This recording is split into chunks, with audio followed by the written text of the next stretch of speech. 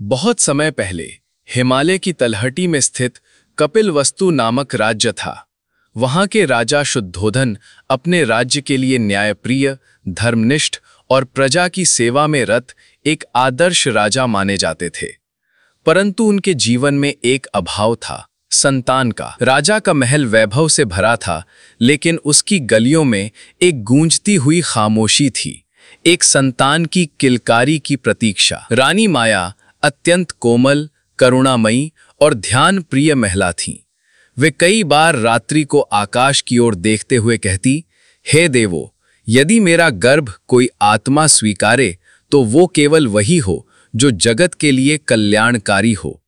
मैं एक राजकुमार नहीं, एक प्रकाश चाहती हूं जो संसार को अंधकार से निकाल सके। और फिर एक रात ऐसा हुआ जो इतिहास बन गया। रानी माया ने पूर्णिमा की रात्रि को एक अद्भुत स्वप्न देखा। स्वप्न में वे देखती हैं कि आकाश से एक उज्जवल, दिव्य सफेद हाथी उतरता है। उसके 6 सुंदर दांत हैं। वो हाथी स्वर्ण कमल पर खड़ा है और उसकी सूंड में एक कमल का फूल है। वो धीरे धीरे चलता हुआ रानी के पास आता है और उनके शरीर में प्रवेश कर जाता है। तभी एक दिव्य आभा फैलती है और संपूर्ण महल तेज प्रकाश से भर उठता है।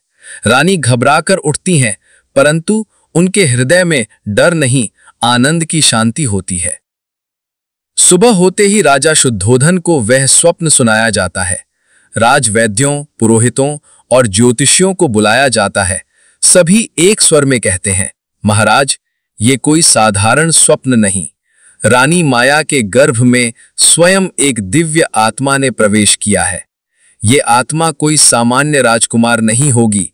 ये या तो चक्रवर्ती सम्राट बनेगा या फिर संन्यास लेकर एक बुद्ध बनकर संसार को दुख से मुक्त करेगा। राजा के हृदय में मिली-जुली भावना थी, पुत्र प्राप्ति की खुशी और भविष्य के द्वंद्व की चिंता।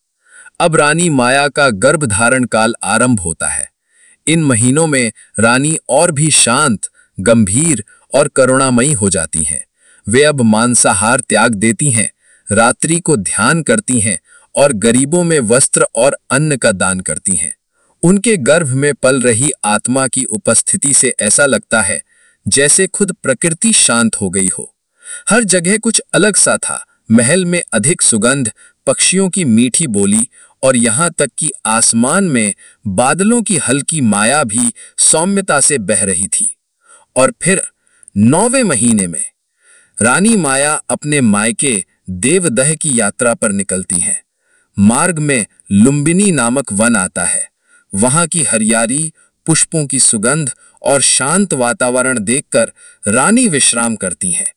एक साल वृक्ष की डाल को पकड़कर खड़ी होती हैं और वहीं पूर्णिमा के दिन रानी ने एक बालक को जन्म दिया, बिना किसी पीड़ा के, एक दिव्य प्रकाश के साथ। बालक का जन्म हुआ। 7 कदम चलकर बालक ने कहा, मैं संसार में अंतिम बार जन्मा हूं, अब मैं मोक्ष का द्वार खोलूंगा। ये कहानी थी उस दिव्य यात्रा की शुरुआत की, जब करुणा ने मां के गर्भ में आकार लिया और संसार ने अपने मुक्तिदाता का आगमन पहली बार स्वप्नों में महसूस किया।